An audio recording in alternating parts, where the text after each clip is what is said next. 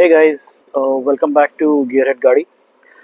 हमारे इस वीडियो के पार्ट 1 में हमने बात की थी मारुति एक्सेल 6 के इंटीरियर और इसमें कैसी सीटिंग स्पेस और किस तरह का इंटीरियर में कंप्लीट एक पैकेज, एक ऑप्शन आपको स्पेसिंग का मिलता है। अभी इस वीडियो में हम बात करेंगे कि गाड़ी एक्सटीरियर में अर्टिगा से कैसे डिफरेंस क्रिएट किया गया है फ्रंट फेशिया में। एंड ऑल्सो हम गाड़ी को चला के भी देखेंगे और ये समझने का की कोशिश करेंगे कि गाड़ी कैसे रोड मैनर्स में बिहेव करती है या किस तरह से सस्पेंशन रिएक्ट करता है। तो आइए वीडियो को स्टार्ट करते हैं और इसके एक्सटीरियर पे बात करते हैं। सो ये मारुति एक्सेल 6 ज़ीटा वर्जन का एक्सटीरियर व्यू है फ्रंट फेसिया, जहाँ पे आप क्लियरली देख सकते हैं कि आपको बहुत ही generous use of chrome company ने यहाँ पे दिया है। अर्टिगा से यहाँ पे एक मेजर डिफरेंस ये है कि इसके हेडलैम्प्स कम्प्लीटली एलईडी हैं और यहाँ पे आपको ये एक DRL दिया जाता है। The fog lamps are also LED और इसका फ्रंट लुक काफ़ी एग्रेसिव रखा गया है, जिसकी वजह से गाड़ी देखने में बहुत ही अच्छी लगती है फ्रंट एंड से। इसके स्ट्रक्चर में बेसिकली किसी तरह के कोई चेंजेस नहीं किए गए हैं।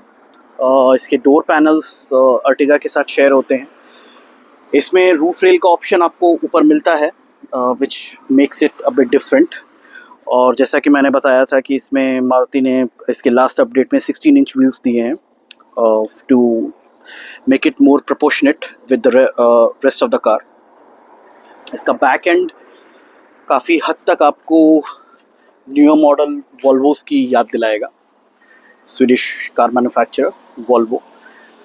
और यहाँ पे आपको ये एक डिफरेंस है कि ये पियानो ब्लैक फिनिश में है। ये पैनल जो आपका अर्टिगा से डिफर करने के लिए इसे पियानो ब्लैक फिनिश में रखा गया है। और ये आपके रिफ्लेक्टर्स हैं और यहाँ पे ये रियर स्कफ प्लेट दी गई है।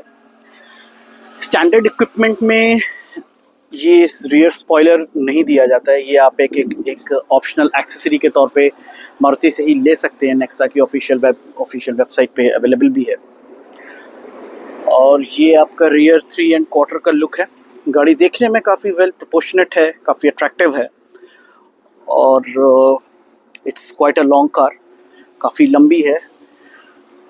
बट इसके ड्राइव फील और चलाने में आपको ये एहसास नहीं होगा गाड़ी बहुत ज़्यादा लंबी है या बहुत ज़्यादा शहर में मैन्यूवर करने में बहुत ज़्यादा प्रॉब्लम आती है या आपको बहुत ज़्यादा क्यूबरसम लगेगा, बहुत टायरिंग लगेगा। मतलब one thing that really sets it apart is the use of ये आपका जो प्लास्टिक क्लैडिंग यहाँ पे आप देख सकते हैं, जो इसके व्हील आर्चेस के ऊपर दी गई है और डोर्स पे भी प्रेजेंट है, which gives it a more jacked up look.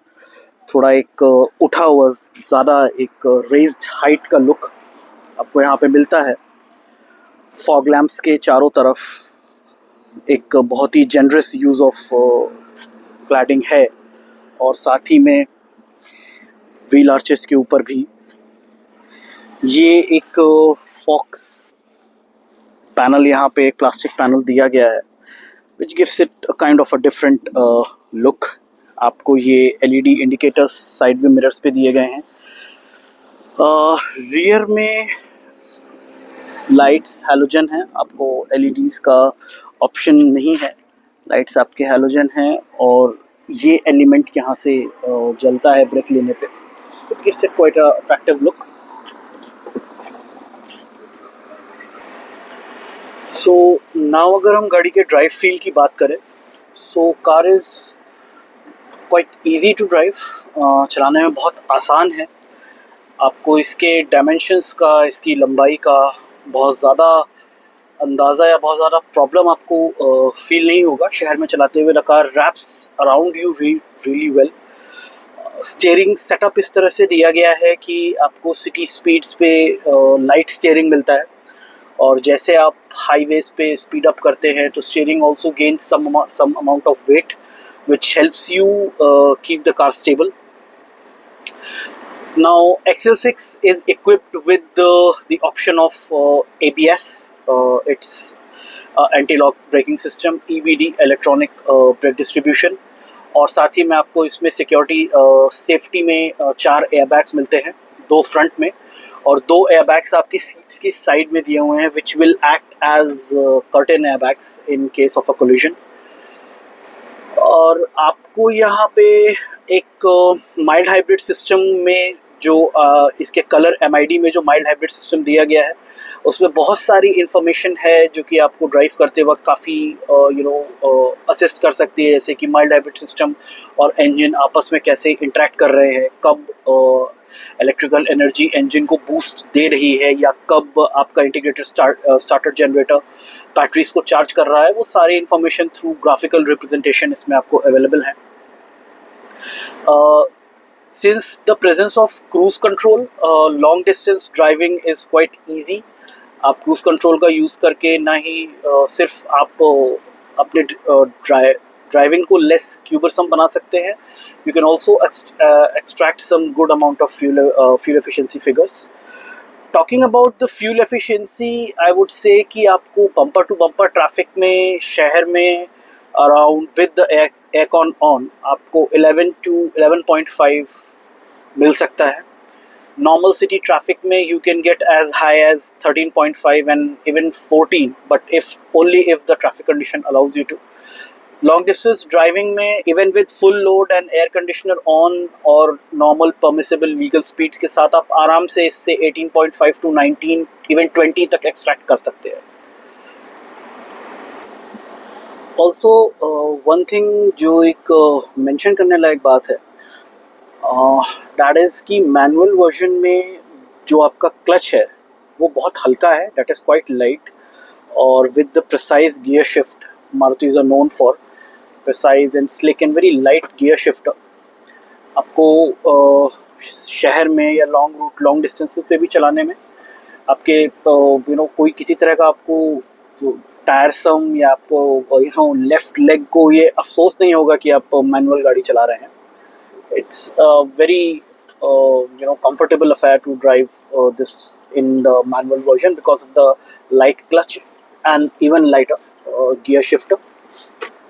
Steering, as far as steering is concerned, I wouldn't say कि steering बहुत ज़्यादा precise है या you will be able to actually feel कि क्या हो रहा है टायर्स के साथ। I wouldn't say that, मैं नहीं कहूँगा कि steering बहुत precise, but yes, the steering is quite direct.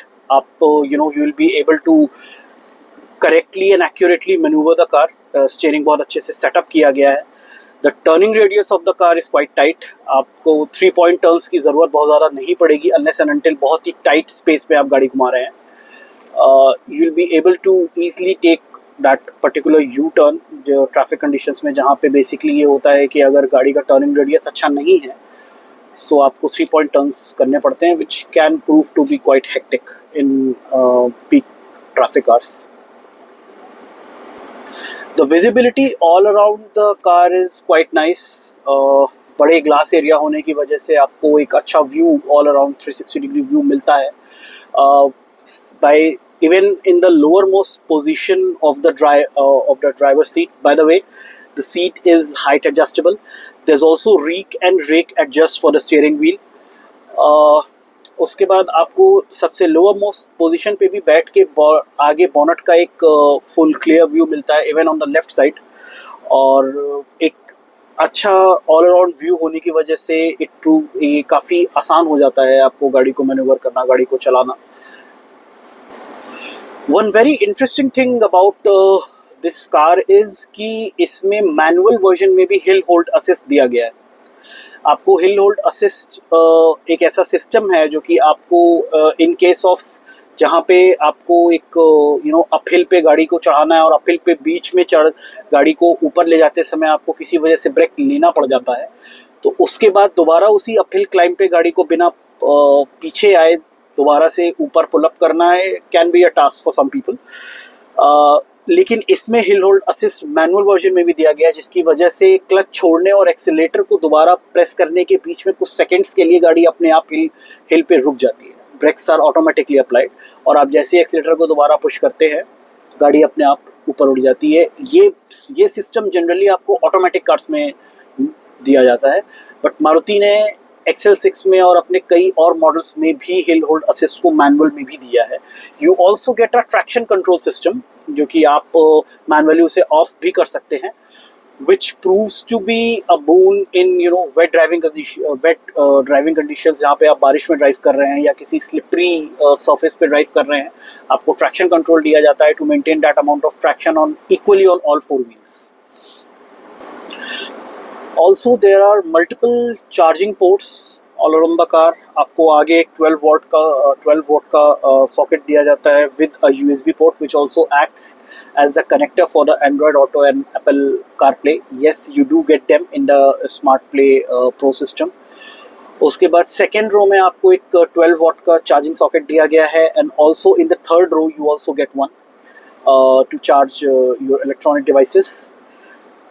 और the Android Auto, I have used the Android Auto in this। I have not gotten the chance to use the Apple CarPlay yet, but Android Auto use is quite seamless।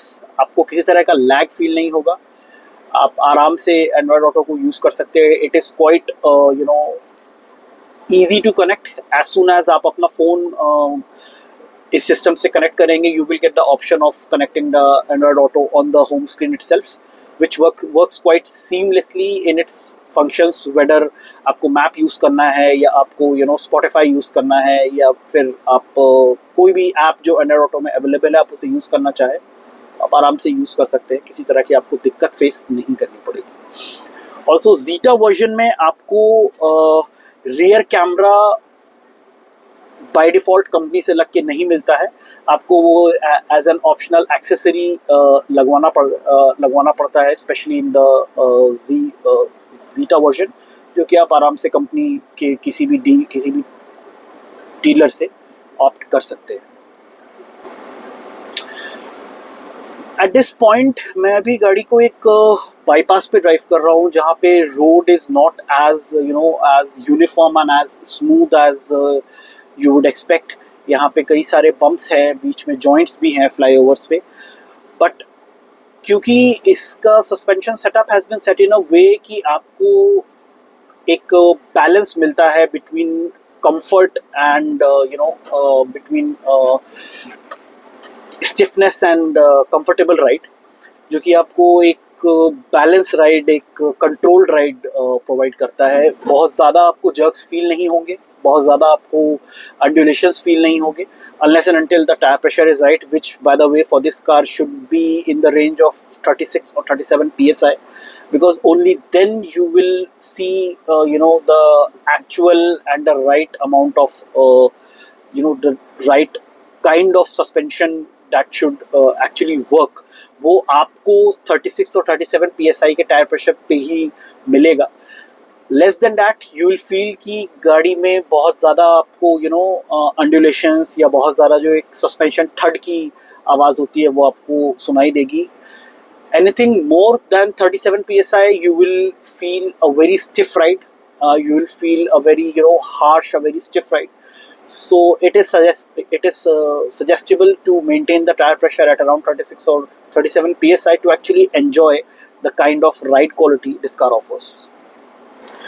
Now the A-pillars of the car are I would say they are kind of थोड़े चौड़े हैं, थोड़े they are quite thick, और along with the ORVM, the outside rear view mirror, इसके साथ आपको A-pillars की वजह से एक kind of a blind spot create हो जाता है, जिसकी वजह से आपको क्रॉस रोड्स पे, चौराहों पे गाड़ी निकालने में थोड़ा ध्यान देना पड़ेगा, थोड़ा अपने ड्राइविंग पोजीशन से आगे या पीछे आके आपको थोड़ा देखना पड़ेगा कि आपकी साइड से कोई आ तो नहीं रहा है। Now this is also very important. इसमें हम कुछ कंपनी को बोल नहीं सकते या कंपनी को ये नहीं कह सकते कि उन्होंने इस तरह से डिज़ाइन क्यों दिया कि ब्लाइंड स्पॉट क्रिएट हो रहा है। नाउ A-पिलर्स का चौड़ा होना थोड़ा ज़्यादा ज़रूरी इसलिए भी हो जाता है to maintain the structural integrity of the vehicle. In case of a collision तो आपको आगे से अगर आप का गाड़ी में कोई किसी तरह का कोई एक्सीडेंट होता है या कोई कोलिजन होता है, तो in that case because of these thick A pillars जो आपका स्ट्रक्चरल इंटेग्रिटी है पूरी गाड़ी का वो मेंटेन रहता है, और उसका जो काइनेटिक एनर्जी है, जो कोलिजन का आपका जो इम्पैक्ट है, वो पैसेंजर कैबिन में जहाँ पे आप बैठ के ड्राइव कर रहे हैं उसमें उस कोलिजन का इम्पैक्ट काफ़ी कम आता है। कंपनी ज़्यादा से ज़्यादा ये कोशिश करती हैं कि वो स्ट्रक्चरल इंटेग्रिटी को मेंटेन कर पाएँ। Though this car has not been crash tested yet, but I expect it to at least gain some amount of crash test ratings because of from what I see in the design of this car. So guys, that was it about the XL6, and I hope आपको video अच्छा लगा. Thanks for watching. If you like the video, please like, share and subscribe, and see you all again in the next video with another car, and hope to see you soon. Bye, take care, thank you.